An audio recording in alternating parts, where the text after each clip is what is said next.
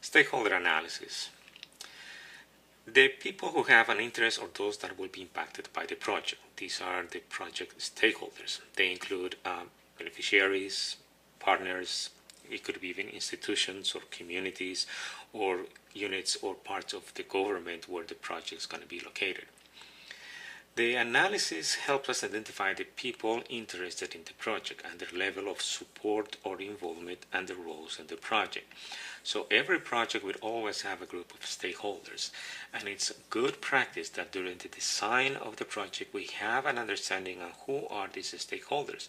After all, the project is going to be doing a lot of actions, they're going to be doing a lot of activities in an area, in a region, or in a sector that will impact people, and there are going to be reactions to that project, either positive or negative, but it is part of the analysis during the design to help us understand who are the stakeholders and what kind of actions we can make to help the project be successful. So there are these steps, the process to identify the stakeholders, the analysis of their interest and support, we map them, and then we develop the strategies. The stakeholder matrix, it's a simple tool that helps us understand basic information about key stakeholders. We usually do it during the design, but we can also have it and we can review it as the project makes progress during the implementation phase. So we list most our key stakeholders, and for each one of those stakeholders we try to have an understanding of their influence, whether it's high, low, the type of influence they have on the project, their interest, again, either high, low, and the type of interest they have. That helps us then create a category for each one of these groups, so we have an understanding of those key stakeholders in the project that probably we need to have a little bit of understanding where they are and how they are doing. Once we do that, is that the level of interest is the level of support to the project. That means, are they interested? Do they see a benefit in the project? Influence is the power they have in the project, and maybe it's the ability for them to modify, to change, or participate in the project. We also look at these other elements, the contributions or resources they can provide to the project, the type of interactions, communication, and contacts that we need with them, and roles. What type of participation will they have in the project?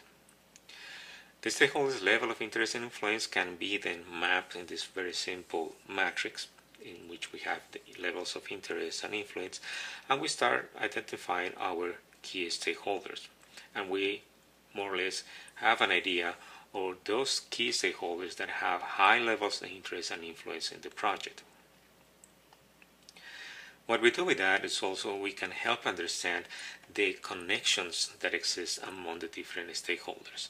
So we can have stakeholders that, as the project may not be able to have a direct connection with them, but we understand that there may be other people that have a connection with them, or that stakeholder has a level of influence with other key stakeholders. So they become the channels by which we can connect with some of these stakeholders. It could be cases in which the project manager or the project team doesn't have direct access to a group of stakeholders, but through other stakeholders we can achieve that connection and try to engage them and build their level of interest into the project. Here's another example in which we see a stakeholder map by where we can also create a chart by the level of interest and the level of influence, and then we can see the project and how close are some of those key stakeholders and where they want it to be in terms of the beneficiaries, the donors, local NGOs, key partners, and how they are closer to the organization and where we want them to be. It could be that we want them to move a little bit closer in some organizations, or maybe we feel they are okay there, or maybe we want them to be much closer to the area because we need them. We need them to provide us some kind of support or resource that the project has identified, and it's important for the success of it. Finally, we can also create a chart where we look at the level of involvement that we have with the stakeholders. And we can use this chart to identify the current position of key stakeholders in the project and where we want them to be. So as we start making progress, as we start building the relationships, communicating, creating the interest, we can help them move a key stakeholder who initially was unaware, and then help them move so they become supportive in the project. So we can have these targets and we manage this process, eventually trying to see where they are, how we can change some of those perceptions about the project, because in many cases the stakeholders don't have the right information. And by providing them the right information, we can then change their minds and help them then become either supportive or taking leading role in the project and helping us achieve those key objectives.